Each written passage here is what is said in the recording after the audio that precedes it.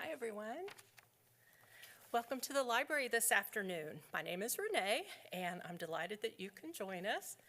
Welcome to those of you who are viewing the program via live stream as well.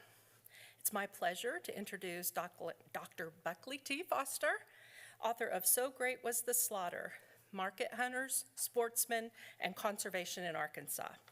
Today, Dr. Foster will discuss his new book, which reveals the untold story of Arkansas conservation pioneers who saved the state's game and fish populations. Dr. Foster is an accomplished historian and professor with over 25 years of experience teaching American, Southern, military, and Arkansas history. Please help me welcome Dr. Buckley T. Foster.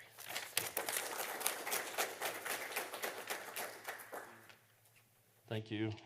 I think I'm on. All right, good deal.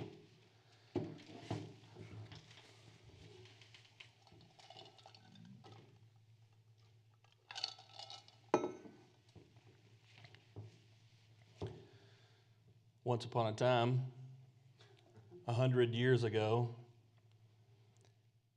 there were no self-propagating populations of bear, deer, bison, beaver, alligator, or pretty much anything that's large mammals in Arkansas. They were all gone. We were once called the Bear State. That was our first nickname. And in 1925, we have 30 bear left in the state. And they lived in the cane breaks on the White River. We have approximately 1.8 million deer or more, depending on the year, running the forests of Arkansas. And in 1925, the entire state held less than 2,000.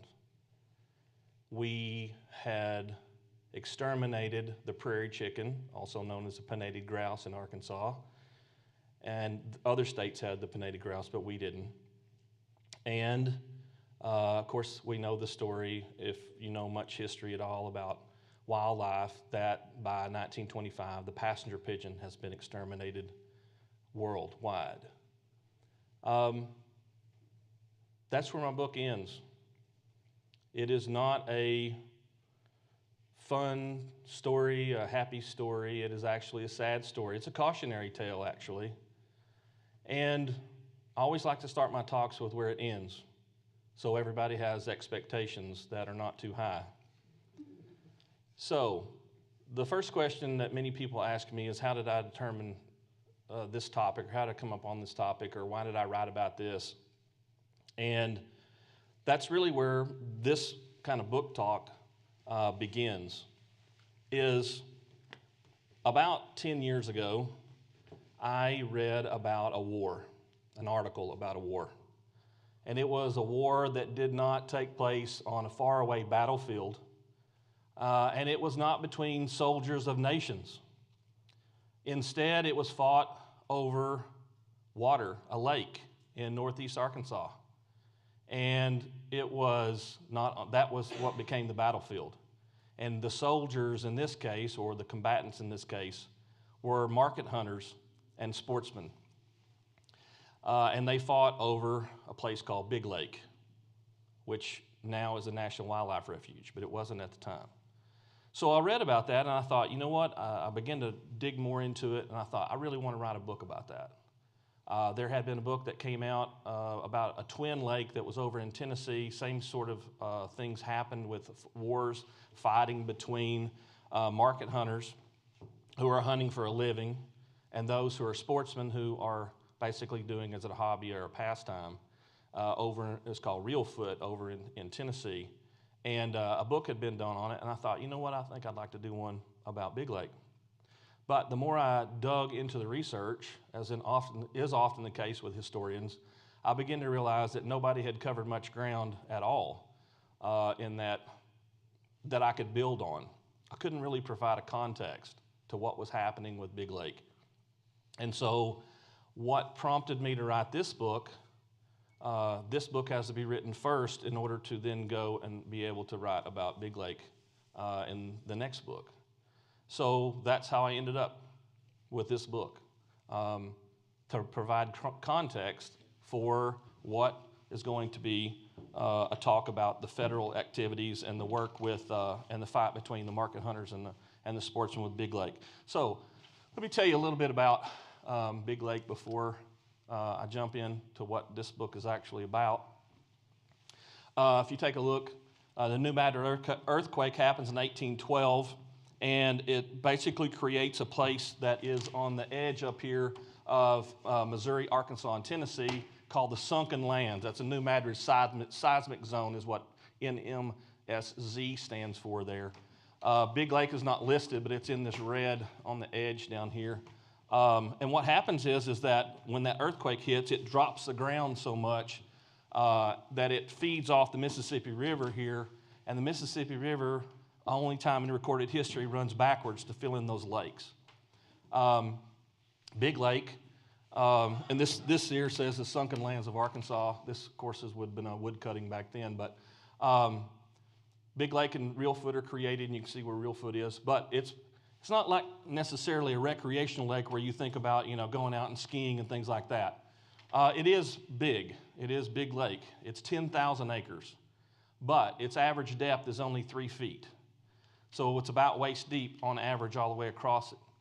Well, because of its location along the Mississippi Flyway, plus its proximity to the Mississippi River and pretty much its overall location, it's a great spot for waterfowl and fish. And so it attracts, as you can see here, Native Americans very, very early. Even in 1800s and even before we get the Big Lake, that region has plenty of game in it as well.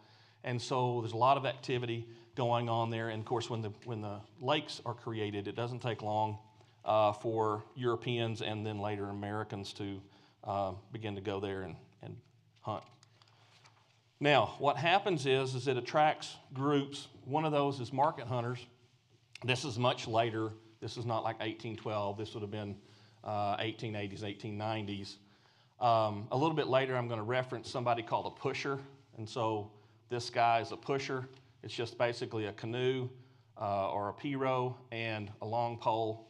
Because they don't have to paddle, they can just push. And so that would be a pusher, and this would be somebody who might be hired, but we'll talk about that later. So market hunters basically set up on the edge of the lake. They build houses. They've got houseboats and things like that to go and take advantage of that. First pursuit, of course, going to be fur-bearing animals, because that's kind of the big thing. You think of beaver, otter, mink, things like that. That's kind of what the pressing is at that time. But as we move forward in time, there is a group led by a millionaire named Joseph Acklin, who is from Nashville, Tennessee. And Nashville, this is post-Civil War, this is 1880s. These sportsmen, the birth of the modern sportsman occurs after the Civil War, where they're doing it for leisure, not to put food on the table or things like that. So we've got market hunters that are out hunting for a living. That early market hunters are doing fur. Later on, as we get urbanization, immigration, things like that, they start hunting for meat. But I'll talk about that in a little bit. Anyway, Acklin and his buddies, it's kind of like I call it the Millionaires Club. It's a group of about 40 very wealthy people from Nashville and the surrounding area, approach a timber company who actually owns all the land around Big Lake, and they buy a 10-foot strip around Big Lake. And they claim the entire lake, the entire 10,000 acres, on what's called riparian rights. And riparian rights basically means the land or water that's non-navigable. And so they say it's not navigable and we own the land around it, so it's ours. And they build clubhouses and they basically make it into a big club, fishing club, hunting club mainly. Now, obviously, there are people that live there and they're kicked off. The market hunters are kicked off. And that's what kicks off the war. The quote-unquote war that I read about. My book doesn't cover this. Because I said, my book is the foundation of the context of what's happening with this. So if you go there today, that's obviously a modern map. So you can actually go visit Big Lake. If you get certain permits, you can fish there. And there's an area on the side, you can say over there where it says Arkansas Game and Fish Commission, Mallard Lake, and some access over there. You can actually hunt it. For many, many years, you weren't allowed to hunt it at all because it was a federal preserve. But Anyway, these guys, they have a war, they have a fight, it goes on for a very long period of time. So that's the reason that I kicked off. This is their clubhouse. This is one of three. It's the best picture I can get. It was published in the newspaper. The market hunters end up burning 3 of the sportsmen's clubhouses in the war. Shoot at each other, really kind of one direction. Market hunters shooting at the sportsmen, but sportsmen use court cases and things like that to try to battle and keep them out, federal injunctions and things like that. But eventually, the sportsmen are going to give up the fight and going to give it to the federal government, and that's why it is a preserve now. That happens in 1915. So they fight them roughly from 1880 until 1915. So really long period of time, injunctions and so on and so forth. Okay, so let's get to my book specifically. There are other studies that existed out there, but not specifically about Arkansas.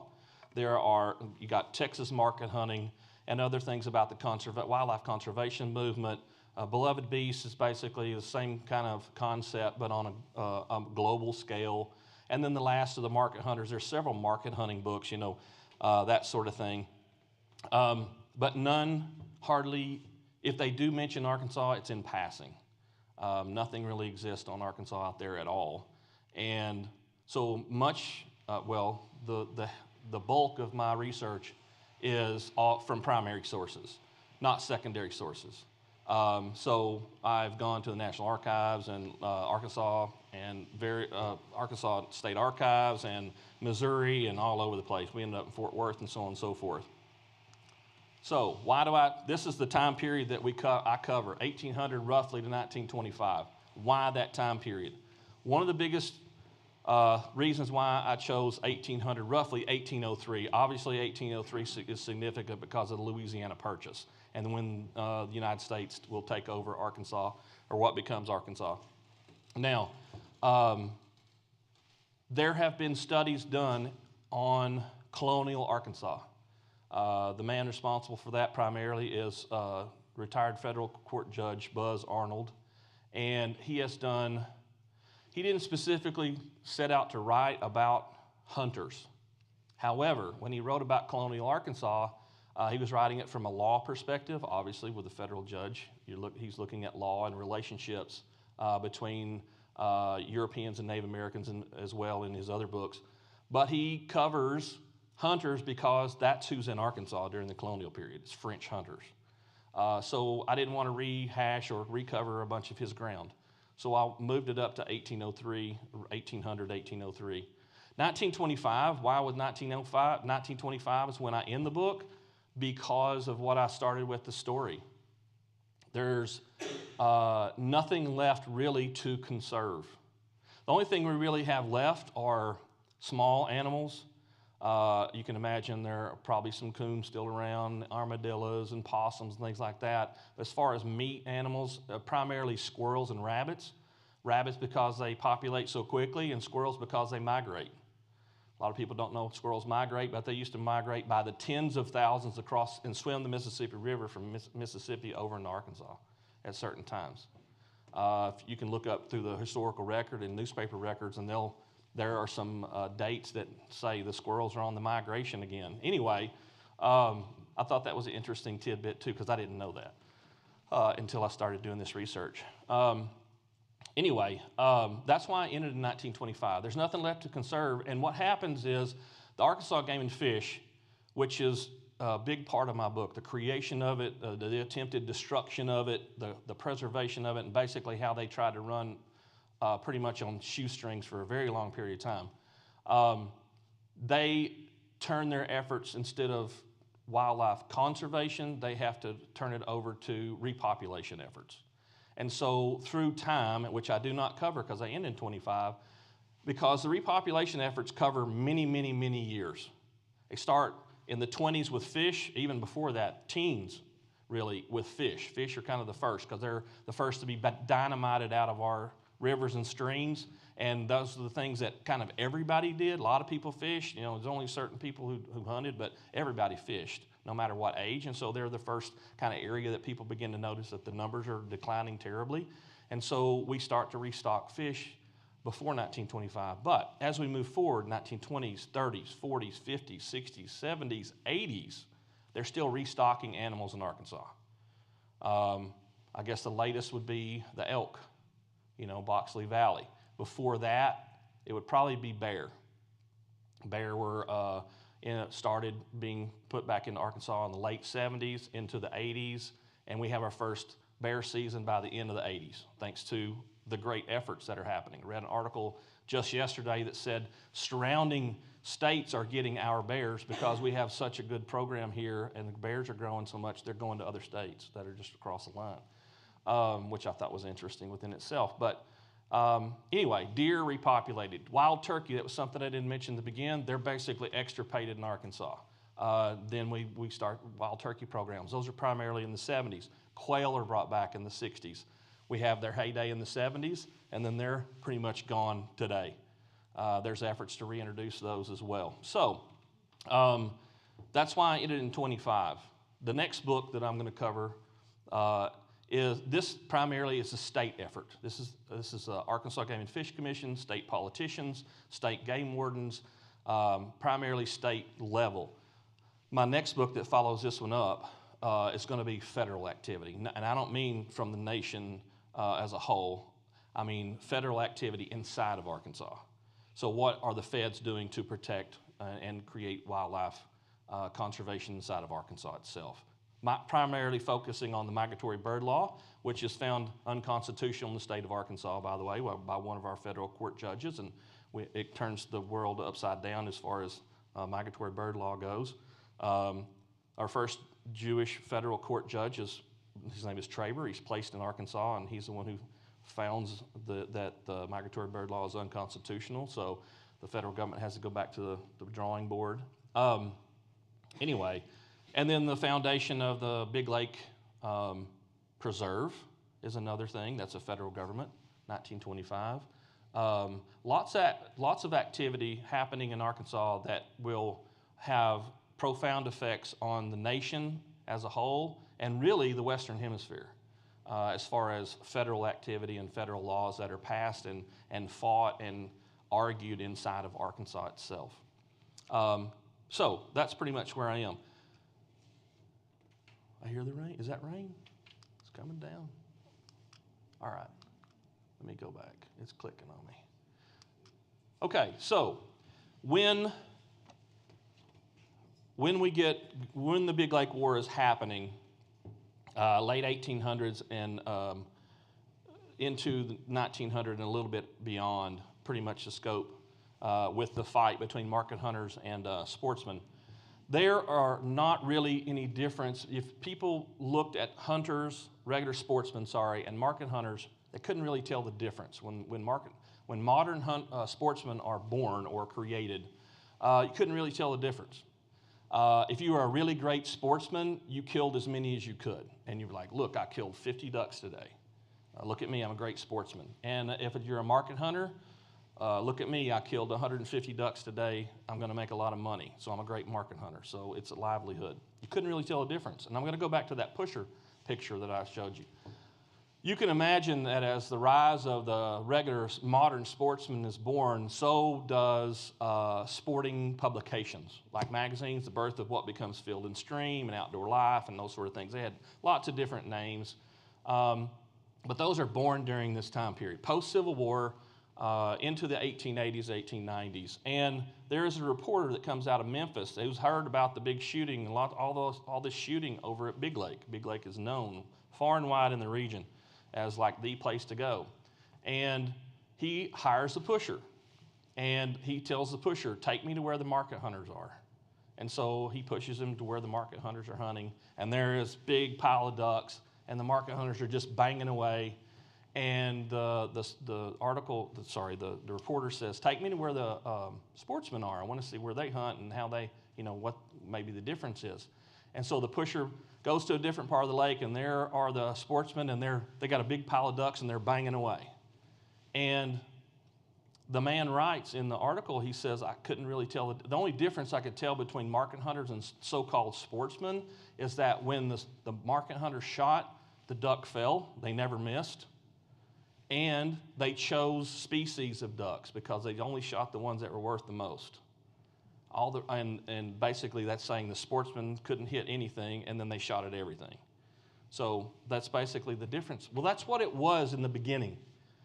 What makes that transition? Why do we have the sportsmen that end up being? That's why you see these market hunting era, and there's a long list of who these people are, who these killers are. The Army of Destruction. This is 1912.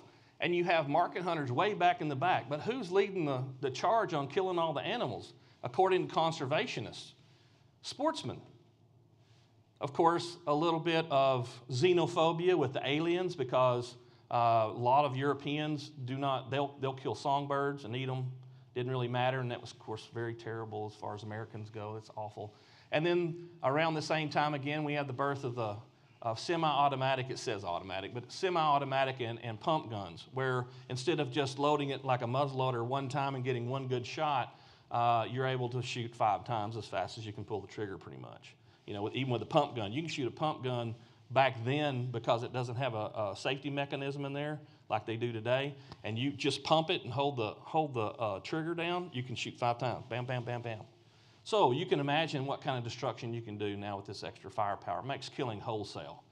So with this destruction that continues forward with not only market hunters, but sportsmen, and other reasons that we'll talk about here in just a second, at least I'll mention, which is habitat destruction, the numbers of animals begins to go down.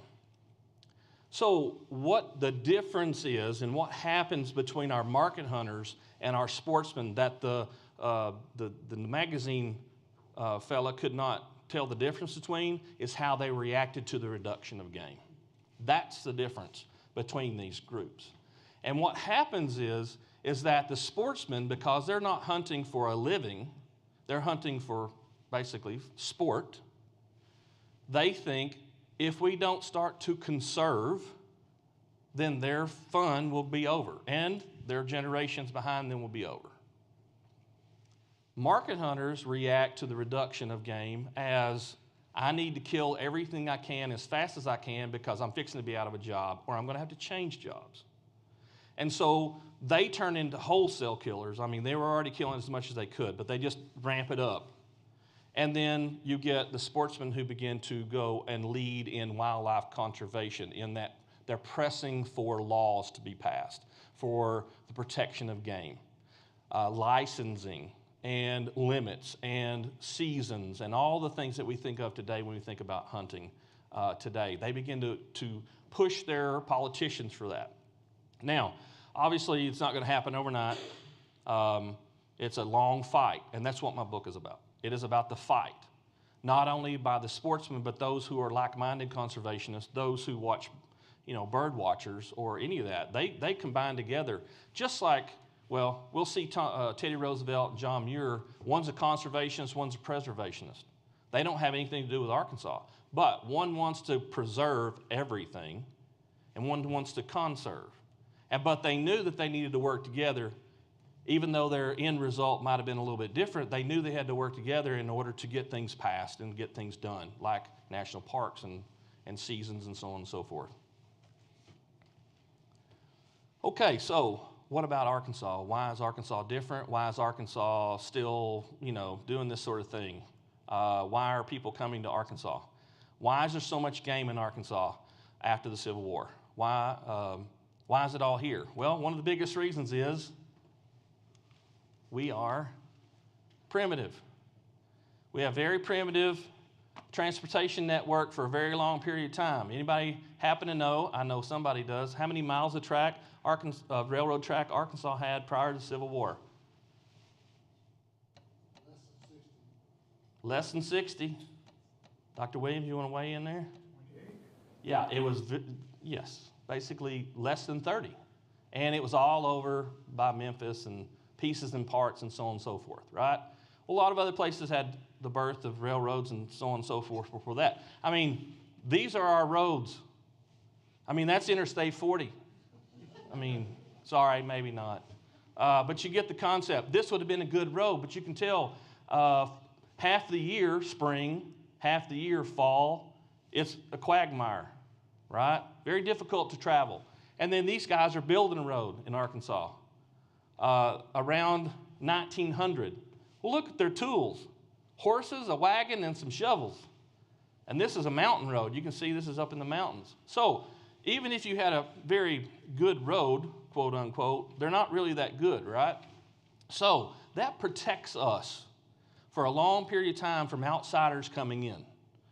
And if you want to get here and you want to hunt, you really need to be making a living from it, or you have to really plan ahead. And a lot of sportsmen don't come here for a very long period of time. However, post-Civil War, one of the booms that happens in Arkansas is a railroad boom.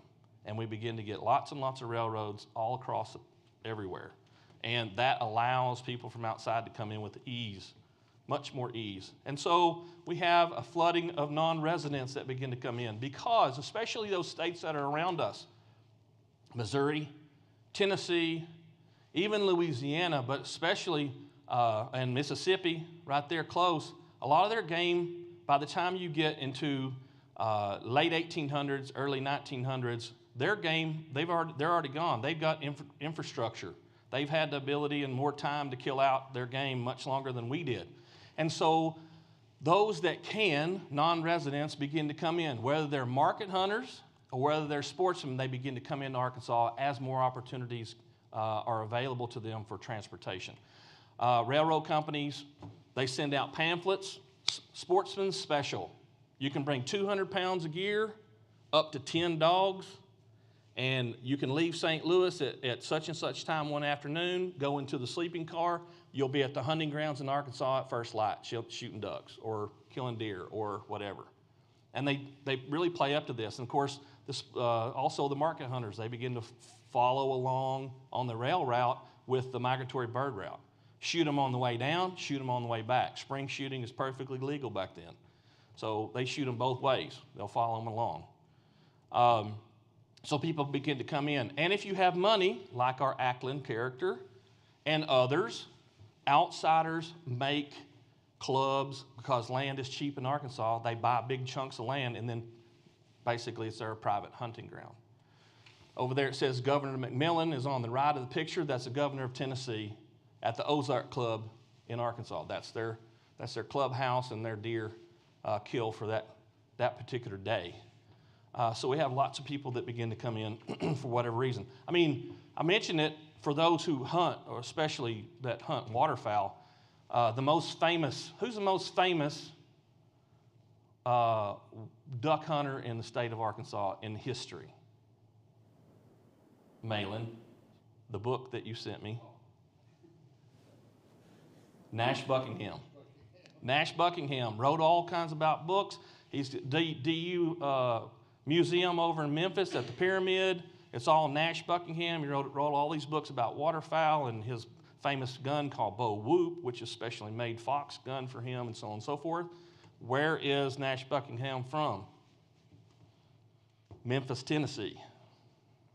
But known as the most famous historical hunting waterfowl figure in Arkansas history. But he's there. He owned the Wapanaka Club. He and his family and his friends own the Wapanaka Club, which is now turned over to a wildlife management area. But it's got the clubhouse and everything that's still there. Anyway, people pile in. Sportsmen, but also market hunters too, because we open up the doors. Now, let's talk about those meat hunters a little bit more. I said at the very beginning, just like we've seen the frontiersmen, we watch the movies, they're all out there trapping beaver, shooting bison, so on and so forth. They're after fur. After the Civil War, as a nation, we begin the Industrial Revolution, much larger growth in population itself. Urbanization goes everywhere. Chicago, New York, even Memphis was just a meeting place, and now it's bustling.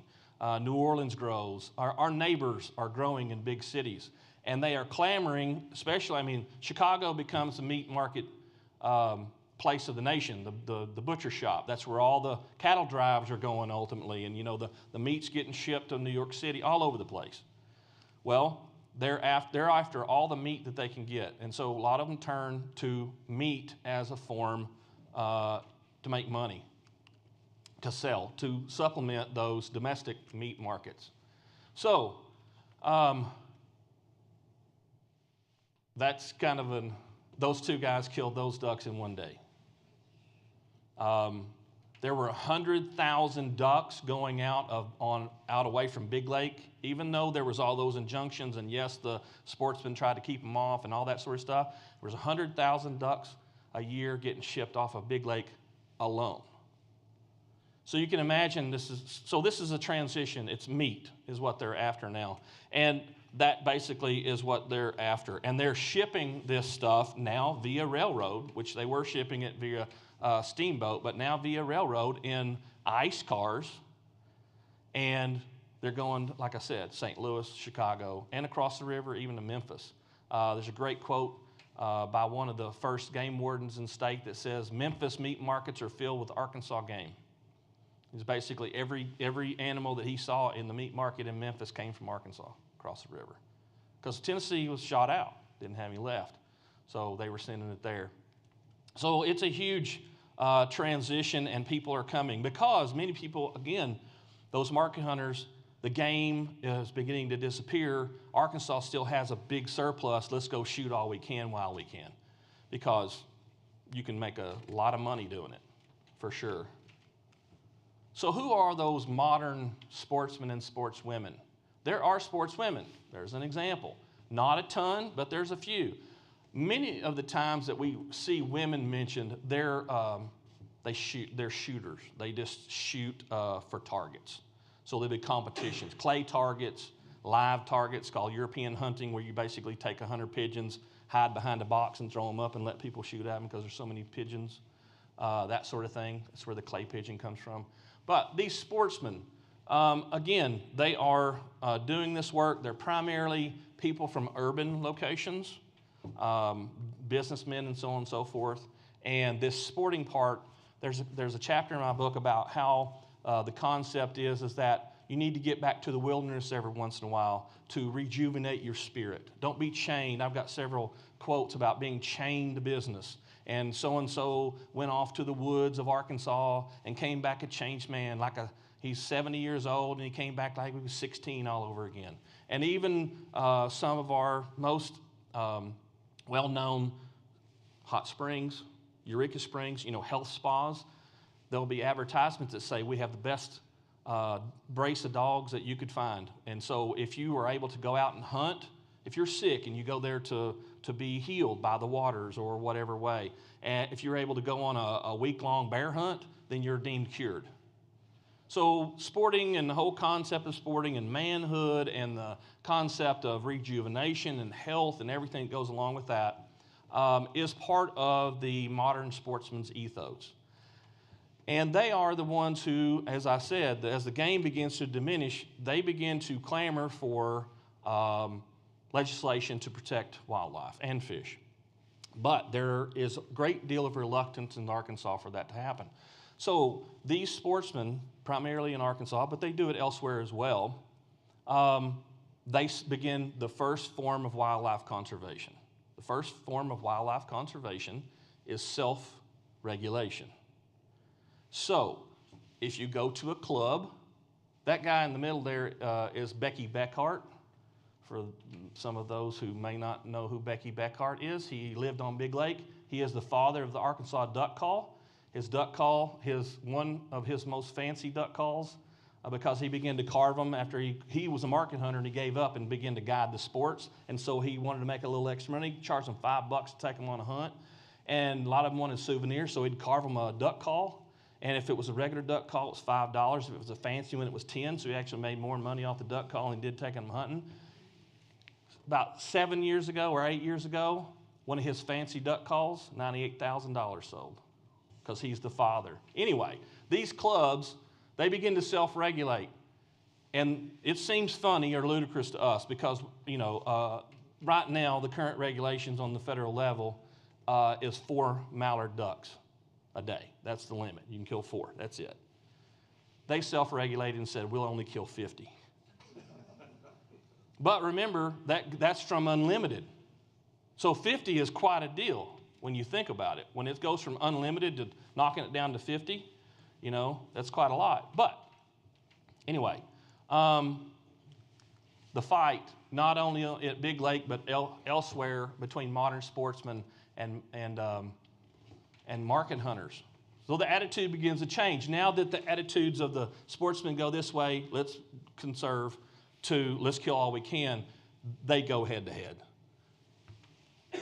This is a quote that comes out of someone who lives in Arkansas. There is nothing more destructive to wild game of any kind than hunting, netting, trapping, or snaring for market. So this is market hunters. We might as well offer bounties for the destruction of our wild game as to allow it to be sold on the market. You can see that they're trying to pass more game laws. Market hunters and sportsmen are having a big fight. That's the Big Lake. That's at the Big Lake fight. This is just a picture of a market hunter who killed a bunch of deer that day. It's not just waterfowl. So, and you can see the size on some of those. They're babies. Didn't matter.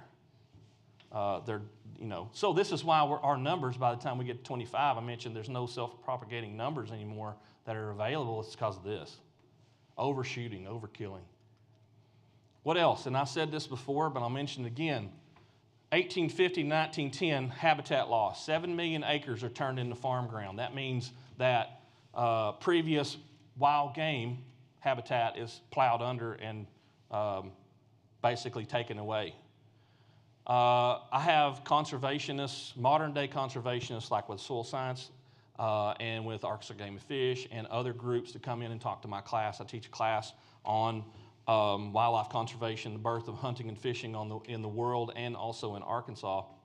And they say that the number one thing that's keeping wildlife numbers down and hurting wildlife numbers is that habitat destruction, even today. And you can imagine with 7 million acres plowed under. What's interesting is this creates another group until we get to modern farming practices, because another group of animals, because quail and rabbits really take off on the fringe, in those overgrowth areas that are on the fringe of, but when you get regular, proper farming techniques that take off in modern times, 70s and 80s, and more efficiency and more ground, and you go to that corner instead of getting short on that corner to leave that little patch that's gone now and that sort of thing. So that's another reason why we don't have quail, is that's specifically gone. So that's another big one, along with the shooters. So non-residents, not just market hunters, but going back in time just a little bit, Arkansas, my whole argument in the whole book is we're way behind, right? We're way behind everybody else. Everybody else has already ran out of game. They've already passed game laws. They've got game and fish commissions and other sorts of enforcement and game laws and so on and so forth, and we don't. But if you took a snapshot and you just look kind of at the paperwork superficially, Arkansas has the very first non-resident license in the nation. 1875, we pass a non-resident license law. Woohoo, right? Awesome, we're leading the edge, right? Except there's nobody to enforce it, and there's no place to buy the license. So, woohoo, it kind of looked great, but it kind of didn't look great. And it was targeting primarily market hunters, but it was a bunch of, a lot of people Arkansasians begin to say, you know what, as our game dwindles, and again, they're looking at this from 1875. Now, not everybody's on board, but there's enough by 1875 to say, if our game is going down, these non-residents are thieves coming into our state, taking our game and shipping it out. If you're a market hunter, you're shipping it to market. If you're a sportsman, you're shipping it back to the office or your friends or so on and so forth. And so one of the first kind of targets that, other than self-regulation, like I mentioned before, that there are kind of pushes toward maybe slowing people from outside coming in. The bad thing is that there are plenty of advocates, not the market hunters obviously, but there are plenty of non-resident advocates that try to help Arkansas, who are conservationists in their own state, who want to jump in and help Arkansasians regulate too. And I have a chapter about that as well, about those who come from out of state. Oh, That is a group of Northerners. That boat is called the Sioux, even though it's C-O, that's how you pronounce it, the Sioux. And they came down the St. Francis River. They're going on a bear hunt, and you can see all of them have weapons, and there's dogs and all kinds of stuff. And those guys ended up, they have a picture by some cypress trees. They didn't get to kill anything because they'd already been reduced so low by the time they show up. There's no animals left, there's no bear left in the area that they're hunting by St. Francis River that they can kill anything. Anyway, that's a pretty famous picture. It's in several books around, mainly by them sitting by the cypress knees, but they hunted like I did, not so good. Anyway, so as I mentioned, Arkansas is late to the game. There's a national movement that starts after the Civil War, goes along with the progressive movement as we move closer to 1900 and beyond. Progressive movement overall to protect. That's Aldo Leopold. He comes later. Theirs, of course, is Roosevelt and Muir. None of those people came to Arkansas to advocate for conservation. But this is what is happening. We're late to the game as far as the progressive movement goes. A lot of other places, especially on the East Coast, they had regulations even as early as the colonial period. But the concept is, or the whole point of me putting them in there or even mentioning this in the talk, is that we fit in, but we're just late to the party by about 40 years. And we're forced into the party by having such, by our railroads and all the destruction that occurs after that. So it's happening nationally. We're just a little late. So who are our early conservationists? Of course, Futrell is one who kind of gets the credit for helping create the Arkansas Game and Fish Commission. It's not necessarily true. He introduces legislation that will create the Arkansas Game and Fish Commission. However, it was a fourth time recycle of the same bill. And it had been written by the Arkansas State Sportsmen's Association. They had actually authored the bill and then asked him to, which was not uncommon, to advocate for the bill and so on and so forth. Vizard, Ernest Vivian Vizard, is kind of the hero of the story. He gets, his life is one chapter, but he gets a chapter along with McElhenney at the end together. And we'll talk about McElhenney in a second. But Vizard is the very first Arkansas State Game Warden, and it is 10 years before the Arkansas Game and Fish Commission exists. The Arkansas State Sportsmen's Association is angry that the Arkansas legislature is not doing anything, so they gather up funds and hire him. And his job as game warden is to go around the state, one man, go around the state, collect evidence, and then turn it over to the authorities. And that was his game warden job. Now, it keeps on going, and he'll be in the next book, too, because he becomes a federal warden later on. Lawyer, he's an example of, that's called a punt gun, by the way, that goes on the front of a skiff. It's in comparison to a regular-sized double-barrel shotgun beside him. He is on the federal level. He works for the Biological Survey, and he's very much involved on the federal side more than anything. And then McElhenney. McElhenney is heir to the Tabasco fortune. That's where McElhenney's name may sound familiar to you. McElhenney and Vizard become fierce friends and do everything they can because McElhenney wants to create all sorts of conservation as much as possible along the flyway. He's very much an avian enthusiast, and he wants to create a rest area all the way down from Canada down into his Avery Island, which is in Louisiana. He offers to buy Arkansas $100,000 worth of land, which is astronomical back then. All Arkansas had to do was pass laws to protect the animals that were going to be on it, and Arkansas didn't do it. And so he gave it to Mississippi. So if you look at the Mississippi, there's a huge Mississippi park, state park, / WMA over there on the side. Avery gave it to them. And so they could just but Arkansas missed the deal on that, so that's what you get. There are other organizations that are born around this time, right? 1885, 1925. We got the sportsmen that I already mentioned, but also fellow conservationists.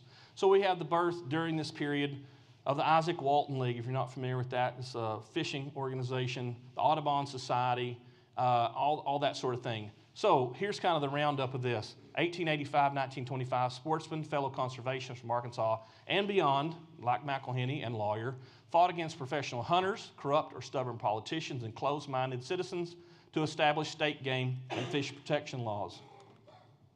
We finally, in 1915, get a general game bill. As you can see up there, it says Futrell has prepared the text for the bill. We get the creation in 1915 of the Arkansas Game and Fish Commission. Now, this is my favorite. When I sit in the audience and I'm listening to someone talk, this is my favorite part of the talk. In conclusion, I analyzed Arkansas hunting, fishing, and early conservation from 1800 to 1925. And so it covers the evolution of Arkansas market hunting, sportsman conservation during that period. And it goes from what I mentioned, all those destruction, all that destruction. It covers all that destruction and basically the winding down and the fighting behind the scenes to try to get that to stop.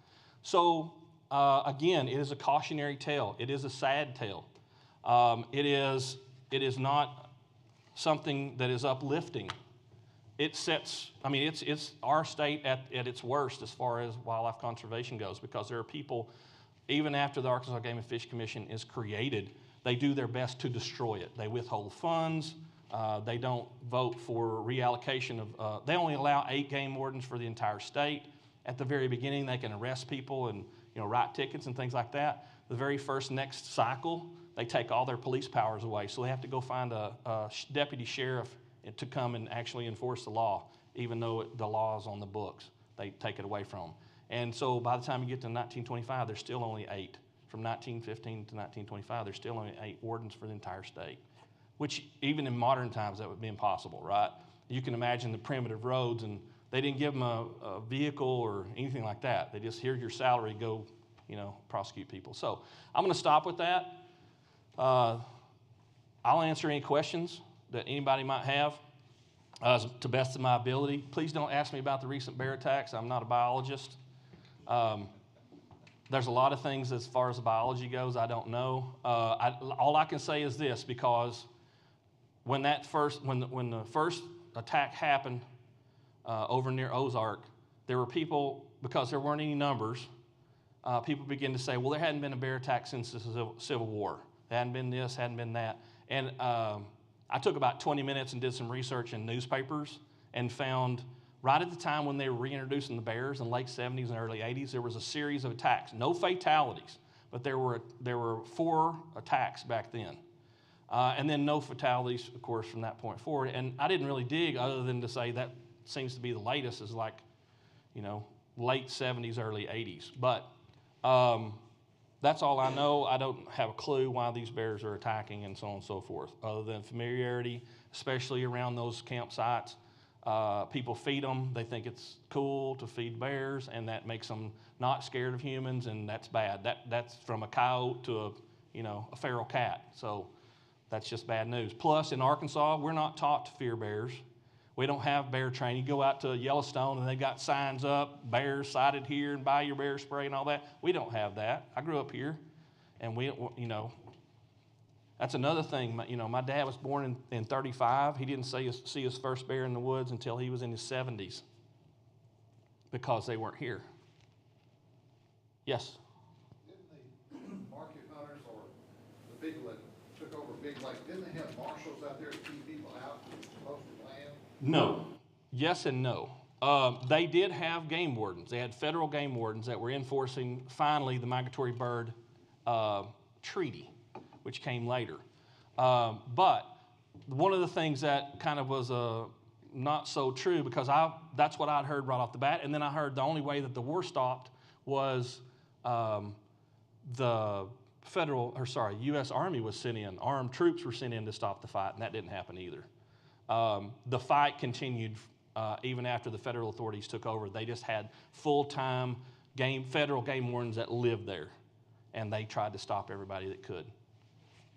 And interestingly enough, they all went, if they were written a ticket or arrested or anything was going on, they went in front of Traber, because he was a federal court judge at the time who did all that sort of stuff. So we have, I have records on who who these market hunters are. One of the most famous, not market hunters, but one of these lawbreakers on Big Lake. One of the most famous, and 99% of y'all probably not going to know that even though they're most famous, is a guy named Robert E. Lee Wilson. Robert E. Lee Wilson, the town of Wilson, Arkansas is named after him. And he is actually, turns out to be fierce buddies with one of the market hunters who's kind of his guide. And he's a sportsman, super wealthy guy, super wealthy. And I ran across their arrest record and their arraignment, and they got arrested for, and this tells you how modern it is, they got arrested for shooting wild geese out of an airplane with a 30-06, with a high-powered rifle.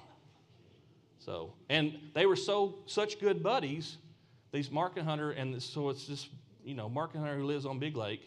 Matter of fact, that picture was one of them was his house.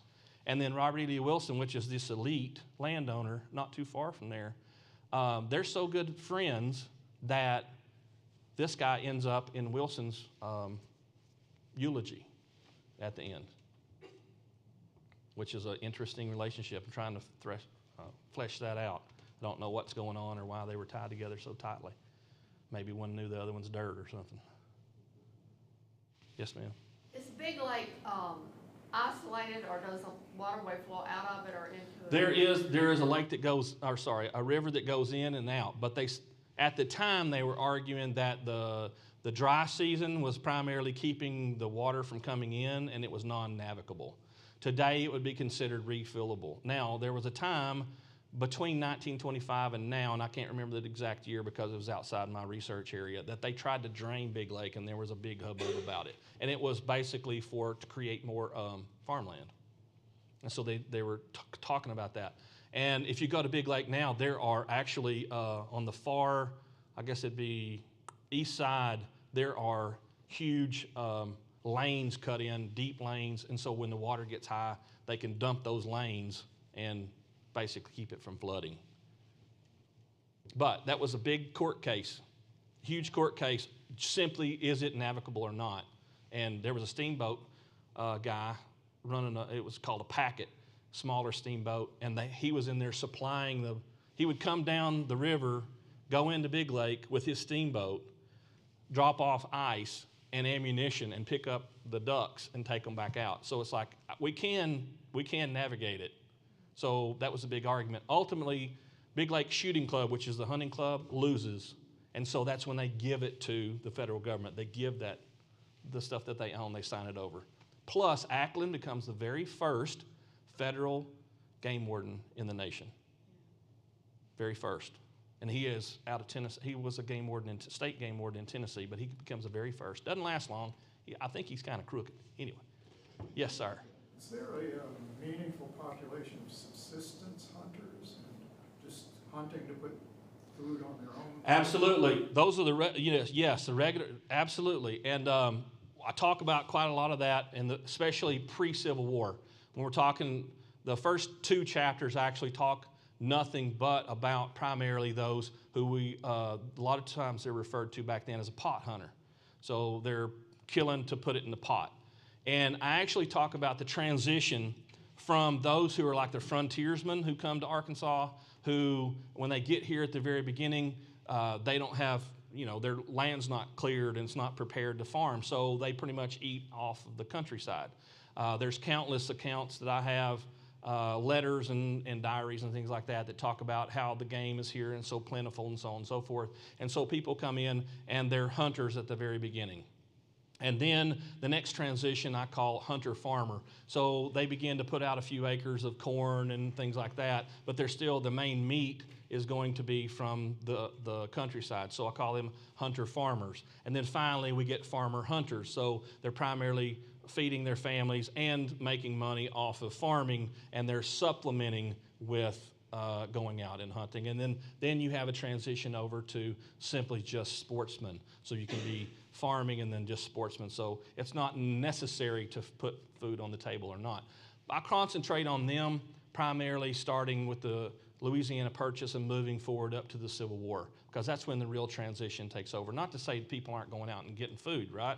But I tell their story in the beginning, and there's plenty of them. One of the most interesting stories that are those that we see in the accounts of like Gearstacker and others that come through Schoolcraft and so on and so forth are purely hunting for a living.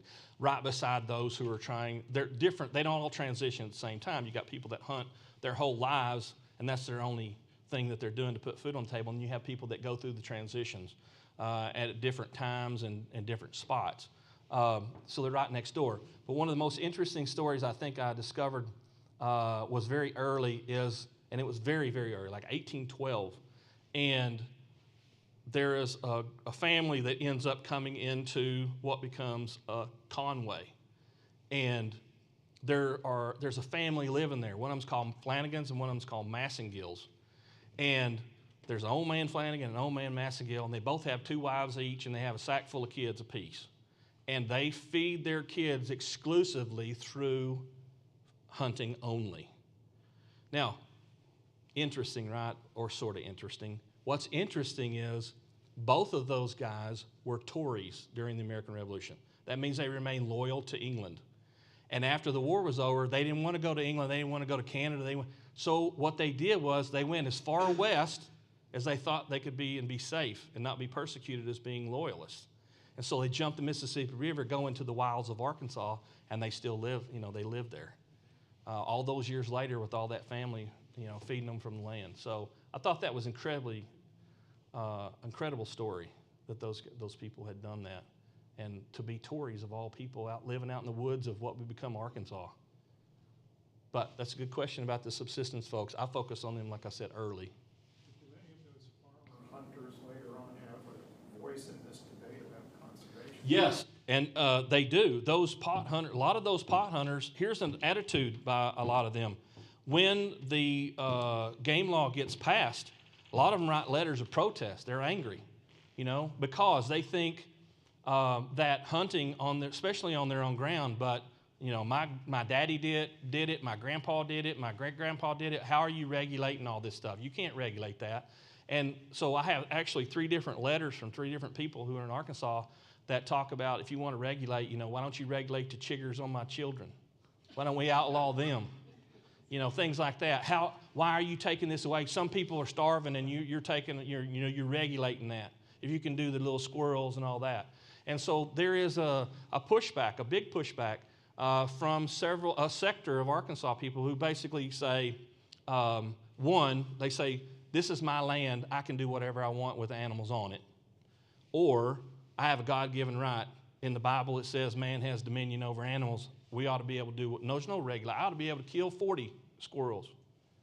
And so yes, they are on that other side, the stubborn people who fight against that. And yes, that's remember, this is also the same time where the federal government's wanting to do cattle dipping and come in and regulate, trying to slow down chiggers and ticks from spreading and try to eradicate that and basically try to make Arkansas cows more healthy overall and use science and that sort of thing. And it kind of spins into, like in the 30s, I'm from the government and I'm here to help you, and everybody runs the other direction kind of thing. So, but yes, they're absolutely involved.